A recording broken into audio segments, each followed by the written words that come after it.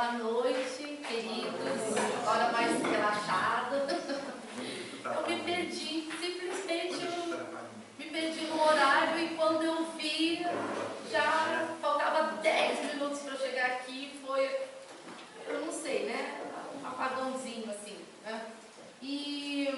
Mas é uma grande alegria estarmos aqui reunidos mais uma vez, né, para estudar esse livro, Qualidade na Prática Mediúnica, do projeto Manuel Filomeno de Miranda, e creio que a maioria esteve lá no mês de setembro, né? Então, eu estava conversando com a Rosana no domingo e pedi que ela reunisse as fotos, montasse num pendrive, né, para que nós pudéssemos mostrar, fazer os comentários ao final do estudo. E ela já havia falado comigo, mandou mais uma vez o recado pela Rita, que houve um problema, um contratempo, e há a possibilidade dela não conseguir chegar com o pendrive. Então, se ela não chegar, mostraremos na próxima quarta, né?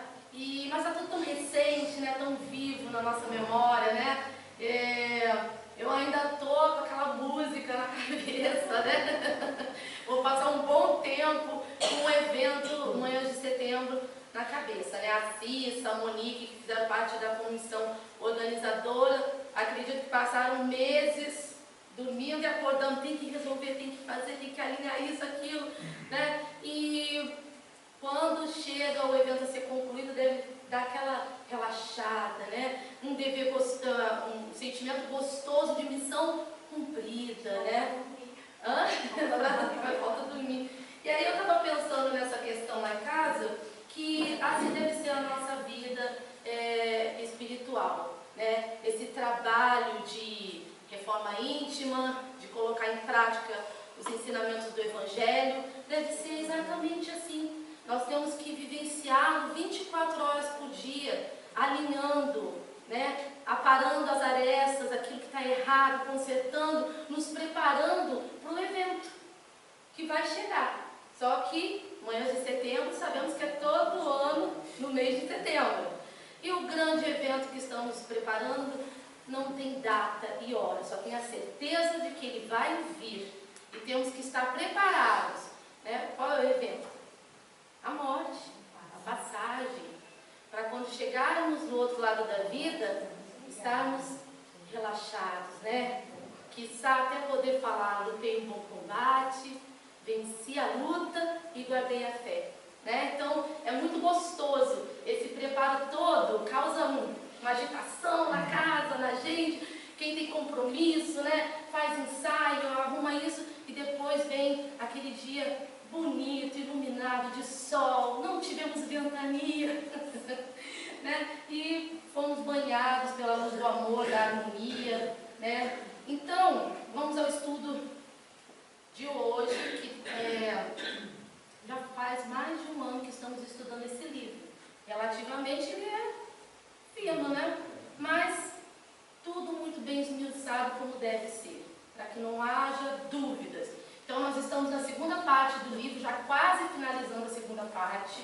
Faltam 2 subtítulos para finalizar a segunda parte. Passamos pela primeira, os espíritos que respondiam às questões. Agora a segunda parte, Divaldo Franco está respondendo. E a terceira será o projeto, o pessoal, o grupo do projeto Manuel Filomeno de Miranda, que responderá. Veremos tudo de novo.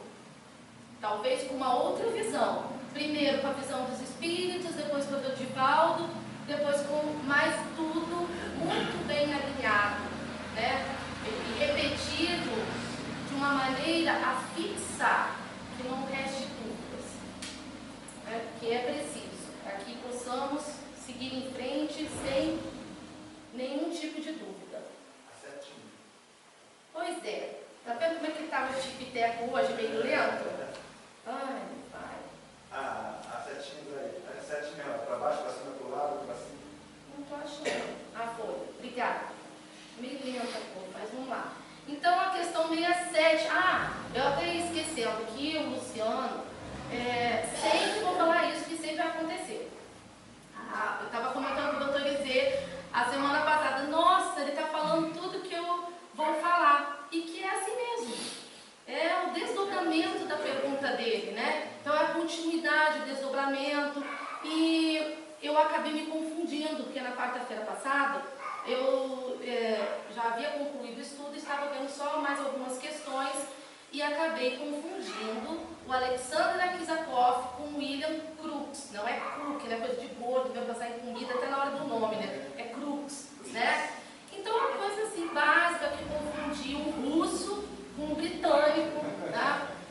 Mas foi assim, eu confundi realmente, e não deve haver confusão, né? Tudo tem que ser... Sim, só que aquela frase que eu atribuí ao Alexander Akizakov, que ele era um cientista, ele não era, ele era um filósofo, né? E o William Crookes era um físico e químico, né? Britânico. Ele sim, o William foi contratado para desmascarar, desmentir os fenômenos mediúnicos do século XIX ali, né? E ele foi tão a fundo que ele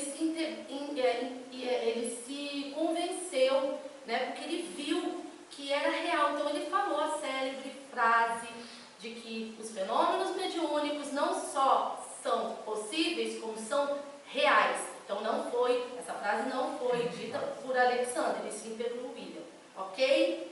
Então sanamos essa confusãozinha básica. Então vamos à questão de hoje. Não estou conseguindo na mão. Qual a conduta correta do doutrinador no fenômeno anímico?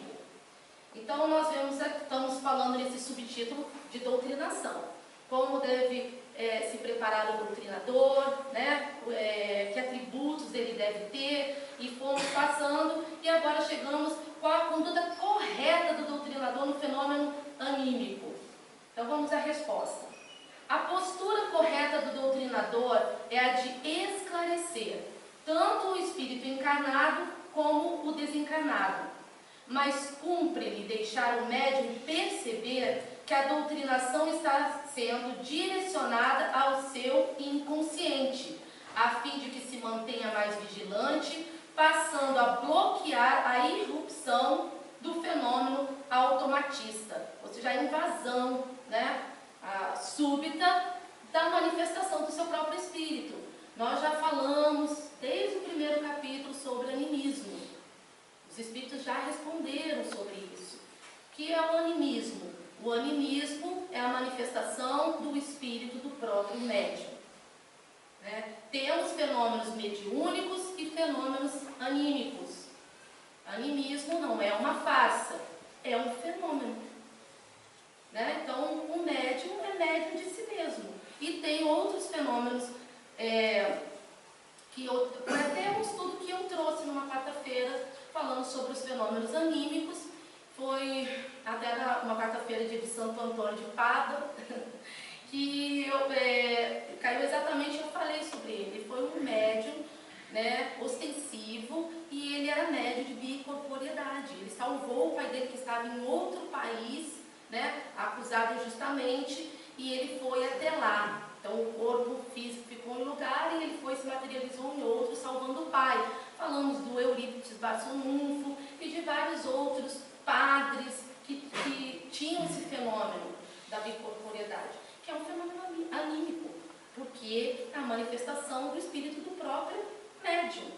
A dupla vista, né, o desdobramento, a telecinésia, que é movimentar os objetos, né? Então, animismo é um fenômeno mediúnico, né? E quando, então, o doutrinador percebe que está acontecendo, aí como que ele percebe? Aí foi a pergunta, o trabalho, o estudo do Luciano na quarta-feira passada, né? Que ele precisa, o doutrinador, ele precisa, além de conhecer profundamente a doutrina, ele precisa vivenciá-la, ele precisa ter uma moral elevadíssima, e porque o doutrinador é um terapeuta, é um psicoterapeuta, é um terapeuta do amor, né? Digamos assim. E ele precisa ter todos esses atributos, e ele precisa conhecer os médiuns que estão trabalhando, que foi o estudo do Luciano. Pelas características, o jeito de falar, o jeito de agir, ele facilmente identificará que a manifestação que está acontecendo não é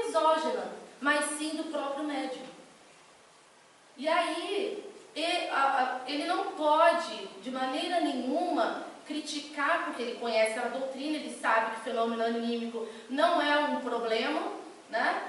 Que aquele médium precisa de ajuda, e ele vai então trabalhar, deixando uma conversa clara, para que o médium entenda que ele está falando com ele mesmo, com o seu inconsciente. Para que esse médium comece a ficar mais vigilante, né? Para que esse animismo não fique tão intenso. Mas tudo precisa ser tratado. Vamos mais um pedaço da resposta. Não há graduação, não há períodos para o fenômeno anímico. Pessoas há que têm muitos registros e os mesmos criam personificações parasitárias em variado número, que se encarregam de assomar a memória atual, dando a impressão de se tratarem de entidades desencarnadas. Outras tantas, quando se concentram, assumem esses conflitos e arquivos do inconsciente, que devem ser orientados pelo psicoterapeuta, pelo doutrinador espiritual, a fim de diluir nos depósitos da mente. Como a tarefa do orientador é auxiliar sempre aos espíritos, no caso do animismo, é válido socorrer o encarnado, que também é espírito, de forma a auxiliá-lo no catarse das impressões perturbadoras, ou seja, na libertação dessas impressões perturbadoras que, quando forem anuladas, tratadas, sanadas, facultarão a ocorrência do fenômeno mediúnico claro e correto.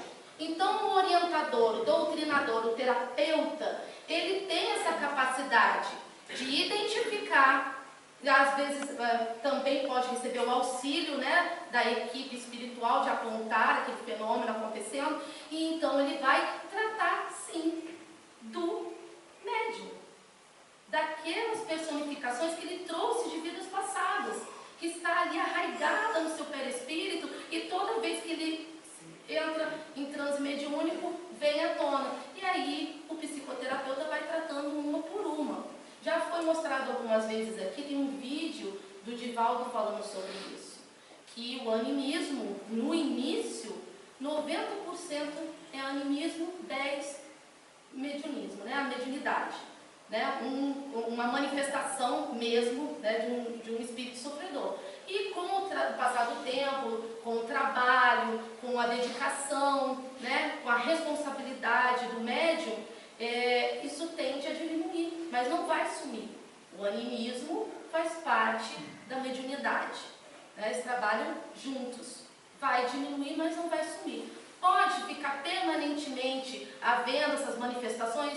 Não pode, porque o objetivo é socorrer os espíritos sofredores.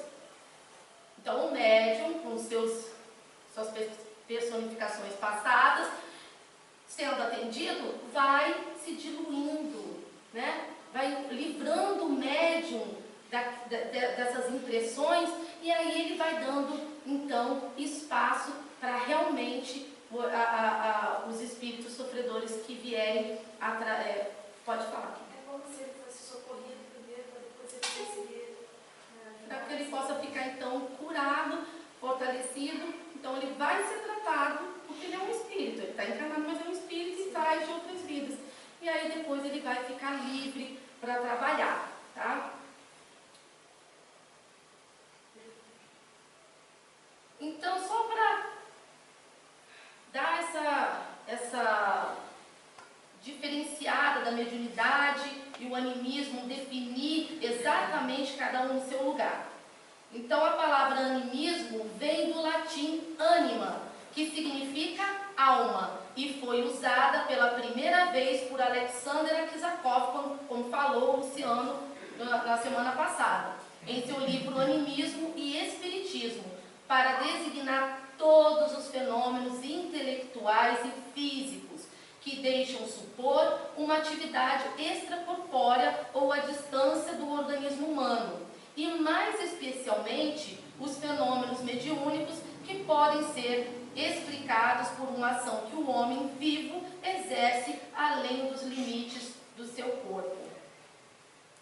André Luiz, em seu livro Mecanismos da Mediunidade, pela psicografia de Francisco Cândido Xavier, define animismo como sendo o conjunto dos fenômenos psíquicos produzidos com a cooperação consciente ou inconsciente dos médiuns em ação. Já Richard Simonetti, em seu livro Mediunidade, Tudo que você precisa saber, diz que animismo, na prática mediúnica, é algo da alma do próprio médium, interferindo no intercâmbio.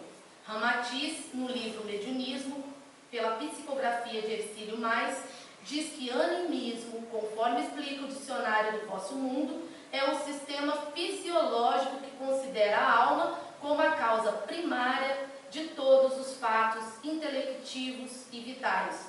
O fenômeno anímico, portanto, na esfera de atividades espíritas, significa a intervenção da própria personalidade do médium nas comunicações dos espíritos desencarnados, quando ele impõe algo de si mesmo à conta de mensagens transmitidas do além-túmulo. São vários escritores, né, que psicografaram, que escreveram livros falando sobre a mesma coisa, usando palavras diferentes, né? Porque é preciso. Então, a espiritualidade, ela entende essa necessidade, essa variedade, né, de escritores para falar de um assunto só. Né? Por quê? Para uns vai entender de um jeito, outros vão gostar mais daquela forma, né? São vários povos, várias raças, várias culturas, né? Então a doutrina espírita não poderia jamais ser uma coisa engessada. Não importa a forma, importa a fonte. Divaldo trouxe um exemplo, né? A pessoa tem uma fonte lá jorrando, vem um com balde, outro vem com a bacia, outro vem com a garrafa, né? Então, a mesma fonte, mas vai pegar e vai tomar formas diferentes. Mas o produto é o mesmo, é a mesma água.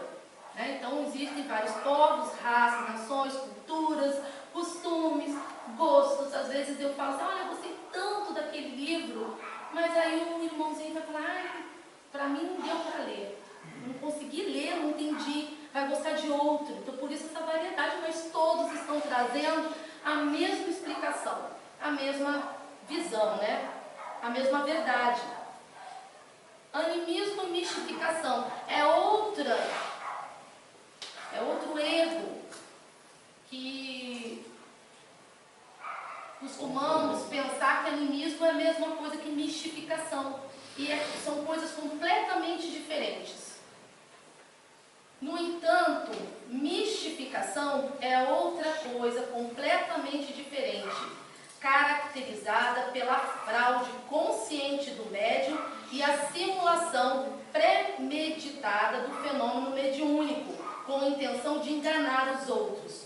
Médium mistificador, portanto, é aquele que finge, premeditada e conscientemente, estar em transe mediúnico, recebendo comunicação de espíritos desencarnados, quando na verdade está apenas inventando a mensagem para impressionar ou agradar as pessoas que estão à sua volta.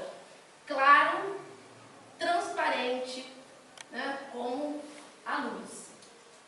Não tem nada a ver uma coisa com a outra. Essa questão acontece muitas vezes, infelizmente, quando um médium ostensivo declina da sua tarefa, das suas responsabilidades e começa a usar a sua mediunidade de uma forma errônea.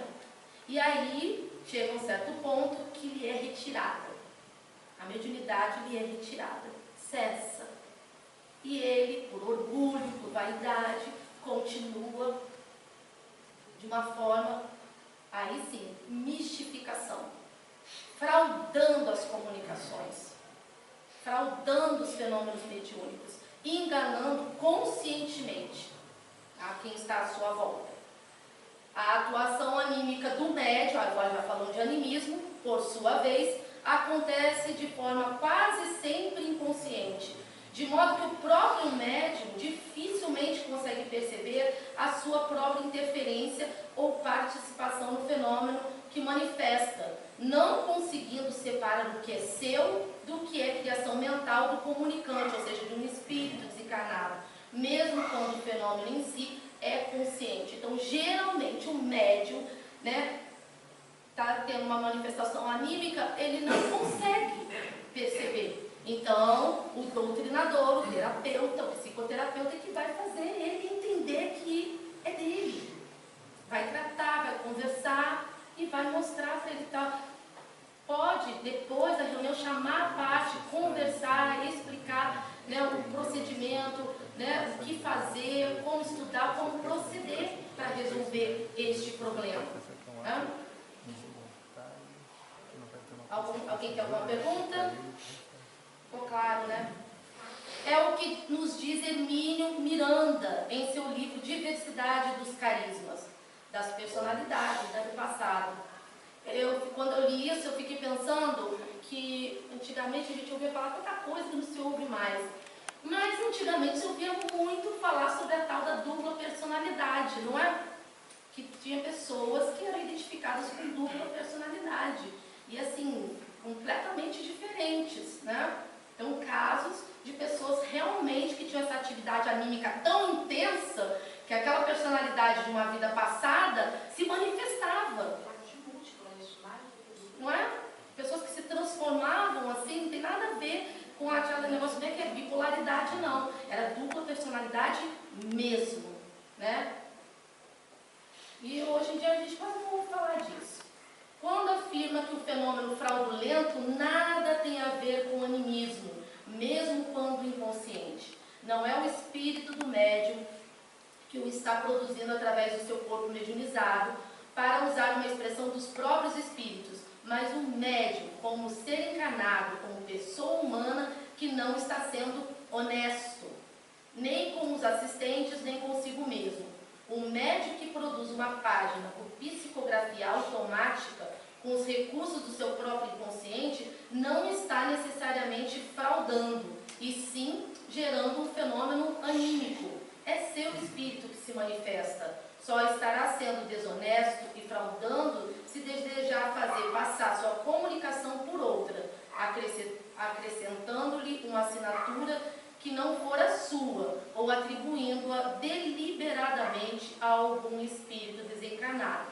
Então, até psicografar o médium pode num fenômeno anímico. Inconscientemente, ele psicografa vidas passadas. Ele vai relatar fatos da sua vida passada. E não é uma fraude. Fraude, como ele explicou, seria se ele visse aquela ali, vou inventar aqui o nome de, vamos botar o nome, André Luiz, né? Aí é uma fraude, né? Porque ele não vai receber esse nome. Se é uma psicografia dele mesmo que inconscientemente, não vai jamais ter a assinatura do André Luiz ali, né?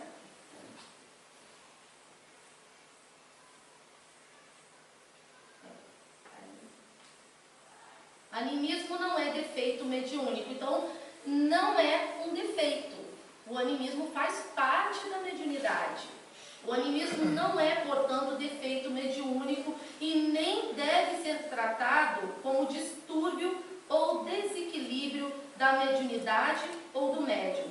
Na verdade, como parte dos fenômenos psíquicos humanos, deve ser considerado também parte do fenômeno mediúnico, já que, como diz Richard Simonetti, no livro já citado, o médium não é um telefone, ele capta o fluxo mental da entidade e o transmite, utilizando-se dos seus próprios recursos.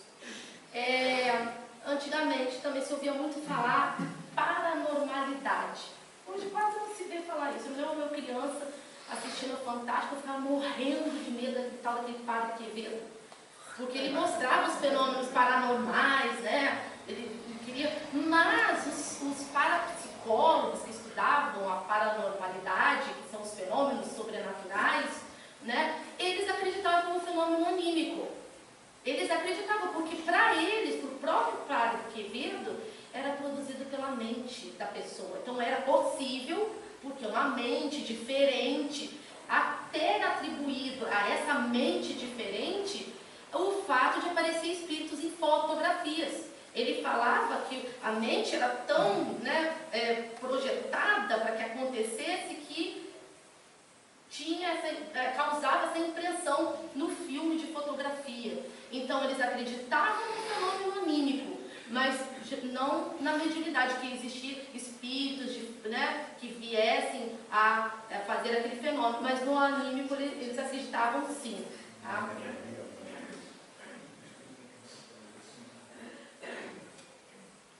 Eu li tudo aquilo? Acho que não, né? Não. Olha só o que eu fiz. Aí, clica de novo. Vou lá. Meu dedinho está meio falho hoje. Mas tá mesmo. Na seta para baixo. Gente. Aí vai. Foi. Isso. Foi. Esse também. Ah, foi esse. Foi sim. Interessante também vermos algumas anotações de Kardec referentes a instruções dos espíritos em um livro dos médiuns. A alma do médium pode comunicar-se com qualquer outra. O espírito do médium é o intérprete, porque está ligado ao corpo que serve para a comunicação e porque é necessária essa cadeia entre vós e os espíritos comunicantes. Como é necessário um fio elétrico para transmitir uma notícia à distância e na ponta do fio uma pessoa inteligente que a receba e a comunique. Então, nós já falamos aqui, sempre vamos falar, isso faz parte da doutrina espírita. O médium bem adestrado, como diz Divaldo, bem preparado, bem conciso das suas responsabilidades, conhecedor profundo da doutrina espírita, né? Ele está preparado para sentar na mesa mediúnica e filtrar as comunicações. Então, o espírito se manifesta, né, para ele odiento, cheio de palavras pesadas, duras, querendo praguejar e bater na mesa. O médium vai filtrar. Ele vai passar, sim, um sentimento de raiva, de ódio, mas de uma forma filtrada. Vai passar a comunicação filtrando, senão vira aquela bagunça. E muitos espíritos vem com essa intenção mesmo, né, de bagunçar. E não é assim. Por isso é essencial, primordial, o estudo, né, o preparo. Aliás, estavam comentando no grupo sobre isso, né, do estudo. O estudo é o principal. Não é sentar, psicografar, psicofonia, não. O estudo é o principal para o desenvolvimento de um bom trabalho mediúnico. Por quê? Porque sem estudo não há conhecimento. Tudo que a gente vai fazer na vida, em todos os cursos preparatórios para qualquer coisa, primeiro vem a teoria para depois vir a prática. Primeiro o conhecimento teórico para depois ser colocado em prática. E depois, prática com teoria, né? Vai estudando. E assim a vida inteira. Um bom profissional, ele sempre vai pegar cursos, né? Fazer reciclagem, sempre, né? Isso é até o final, né? Não existe isso, eu já sei tudo, já li todos os livros, sei tudo, não existe, né?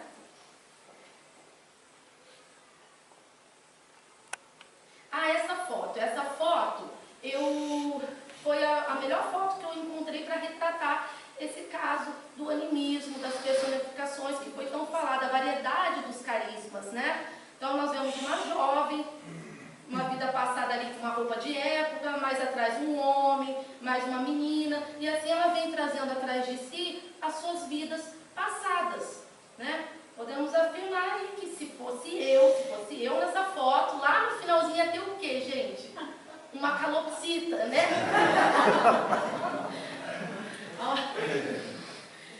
Então, quando essas personalidades, essa variedade de carismas não foram tratados, né, eles vêm facilmente e se manifestam. E são realmente manifestações anímicas, não são fraudes, né? Isso ficou claro, explicado muito claramente, precisa ser tratado. Quando for tratado uma por uma, vai chegar um momento que vai cessar e aí o médium vai estar livre para as comunicações. Fala, meu filho. Nós já tivemos essa experiência aqui na nossa casa. Nós temos uma amiga que morava aqui, ela participava da mesa, e em algum momento ela começava a relatar vida de uma pessoa no castelo, a mesa, a família, e ele escrevendo, era a própria vida dela. Essa situação que você está relatando.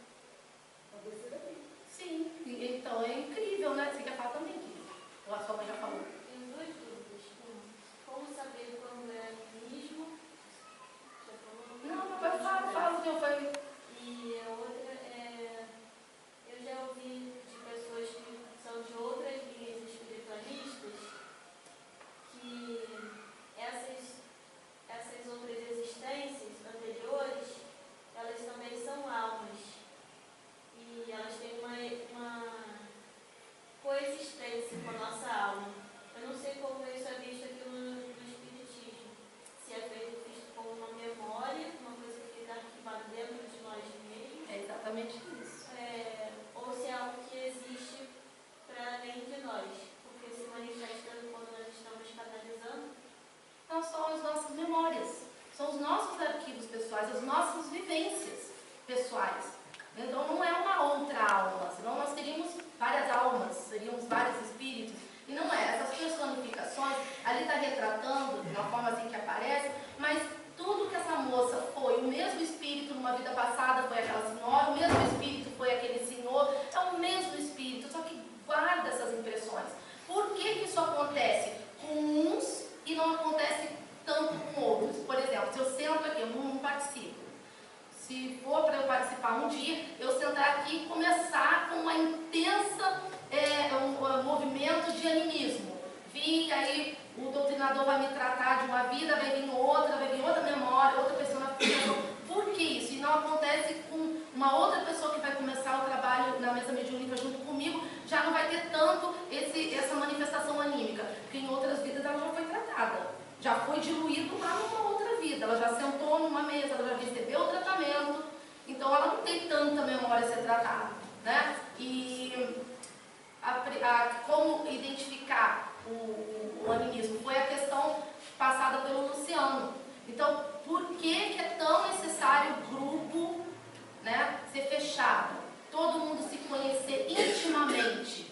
Né? É importante isso, para que haja a sintonia e também as características. O doutrinador, no caso, ele vai começar a perceber que eu sempre falo das mesmas coisas, que eu sempre trago a mesma linha de queixa, de pensamento, o jeito de falar, ele vai perceber fácil que sou eu, né, seu João? Eu sou sentada aqui, vem o doutrinador, doutor Eliseu, se eu falasse assim, olha, tu pegou o meu lápis, meu Deus, ele vai saber, é tu. Então, sou eu que estou ali falando, entendeu? Só uma brincadeira. Mas é assim, entendeu? Deu para entender? São as características do próprio médium que vão dar essa chave para que o doutrinador comece a perceber que é um fenômeno anímico e não um fenômeno exógeno, de fora. E vai começar a tratar o médium. E vai tratar de maneira que ele venha a entender que é ele que está sendo tratado, não é um espírito. Ok? Oi, e também você pode chamar o auxílio dos espíritos, né? Para Sim. indicar que é um fenômeno anímico, é um espírito que está agindo. A equipe espiritual, quando ela percebeu aquele movimento ali, ela vai inspirar o doutrinador na hora para que ele trate o médium, né?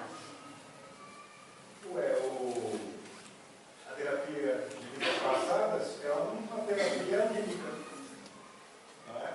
Sim. Uma terapia anímica. É uma regressão que vai tratar aquela vida passada, as lembranças, os traumas sofridos, né? Nas vidas passadas. E a pessoa é curada, porque é resolvido, é isso que vai acontecer aqui. Só falta não conseguir sair daqui. Aperta mais uma vez, dá mais um clique que ele sai. Isso. Agora, queridos, foi falado lá no Manhã de Setembro e hoje no jornal tem falado sobre isso. Teve uma entrevista, não sei se alguém viu o jornal hoje, entrevista do padre Fábio de Mello, que é um padre que sofreu depressão. Está sendo lançada a campanha, foi lançada a campanha, né, Setembro Amarelo, como alerta para a prevenção do suicídio. No mundo inteiro, 800 mil pessoas se suicidam por ano. O Brasil assume o ranking de 8º lugar de países, entre 10 países que mais se comete suicídio. Né? Então é importante essa campanha, é importante esse esclarecimento, que o suicídio não é assim, a pessoa está bem infeliz e amanhã eu vou me matar. Não é bem assim. Não é assim que funciona. É uma doença que se instala. E essa pessoa fica deprimida, e ali a pessoa, se não é tratada, ninguém reconhece, já vai virando uma depressão. E se essa depressão não for tratada, é uma doença, não é frescura, não é fraqueza, é uma doença. Né? As pessoas precisam ser tratadas com respeito, com amor, porque elas estão doentes. Se não houver esse tratamento, vai culminar com o suicídio. Né? Então tem um videozinho que foi o doutor Eliseu que compartilhou comigo, muito simples, mas bem direto, bem conciso, da mensagem. Prestem atenção. Ah, eu gostei muito dessa. Se meu dedinho conseguir chegar, vai voltar. Será que vai ter vídeo? 2 cliques para ele abrir a tela. Beleza, tá caminhando todo dia, Jandira. Quem te viu, quem te vê, coisinha.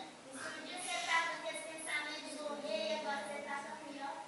Ou então, minha filha, é pra isso que eu tô te ligando. Vou chamar você pra encaixar no movimento Setembro Amarelo, que é a campanha de prevenção do suicídio da cidade. Amarelo, pra prestar atenção, que é isso que nós precisamos fazer. Procurar ajuda, procurar um profissional da saúde, tentar livrar essa tristeza, que nem você fez. Eu fico tão satisfeita de ver você assim, ó, gente. E foi ajudando você para descobrir que a gente pode ajudar muitas pessoas. O Setembro Amarelo é modo de prevenir, coisinha. Do mesmo jeito que a gente previne uma cárie usando um fio dental, a gente pode prevenir o suicídio cuidando do fio dental da gente e das pessoas que estão perto de nós, vai. O fio dental da gente tem hora que embola, começa a vir umas ideias ruins, né? E para desembolar a gente precisa de ajuda. Tem que entender que suicídio é emergência. Tem que procurar um profissional de saúde, né, coisinha? Só que tem um rebu para falar desse assunto. O Setembro Amarelo é para quebrar esse rebu, Jandira, para nós se ajudar e ajudar quem está precisando. E nós vamos falar assim, ó, quem previne, prevê. E quem prevê, não deixa acontecer.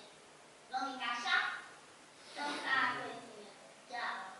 Quem previne, prevê. E como é a forma de prevenção? É prestarmos atenção a quem está à nossa volta, nos nossos filhos, nos entes queridos mais próximos, naquele idoso que convive conosco, né? Às vezes nós estamos tão preocupados com o nosso próprio eu, com a nossa própria vida, com a correria do dia a dia, com a limpeza de uma casa, e não percebe que um adolescente está ficando mais trancado dentro de casa, que um idoso parou de se alimentar como normalmente, não quer mais sair de casa, aquela tristeza, aquela apatia, e muitos são tratados com negligência, com descaso, com desrespeito. Então, a prevenção parte também, né, do princípio de que temos que ter essa consciência de que somos responsáveis não só pelo nosso próprio eu, como quem está à nossa volta. Quem mora debaixo do mesmo teto, ou quem convive conosco. Nós temos que ter olhos para ver que algo não está bem e chamar por uma conversa. Ah, mas ele não quer falar, deixa. Vamos buscar ajuda, vamos buscar um profissional que vai te orientar, que vai ver o que está acontecendo, a melhor forma de ajudar. Pode falar, querido. A importância de informar a consequência do suicídio, que as pessoas às vezes acreditam estar numa situação a qual elas vão ficar numa possibilidade melhor do que estão, e diversificar isso de uma forma específica, falar assim, olha, você não está melhorando a sua condição, e o contrário, vai pesar e vai vir com consequências maiores, que vai ser um sofrimento maior do que aquele que ela imagina estar passando. É importante a consequência do ato, né? Porque às vezes a gente pensa no suicídio como uma doença, mas esquece a visão de quem está passando aquele momento de depressão como uma coisa que para ela é um alívio. Sim. E não é. Né? É importante essa coisa de olha, você não vai ficar melhor do outro lado e as consequências e as dores serão maiores. Sim, aí essa campanha do Setembro Amarelo é exatamente para não chegar nesse ponto da pessoa estar querendo se suicidar. Muitas vezes as pessoas não deixam pistas de que vão se suicidar. Né? A coisa fica tão profunda, tão séria, que elas vão lá, planejam e fazem. Né? E uma coisa que, então, a prevenção é esse olhar, esse cuidado, essa responsabilidade com quem está à nossa volta, debaixo dos nossos olhos e com o nosso próprio eu. Ela falou, né, de uma maneira tão simples, às vezes o nosso fio dental embola. Ah, eu sou médico, isso jamais vai acontecer comigo. Medo e engano, né, gente? Isso acontece.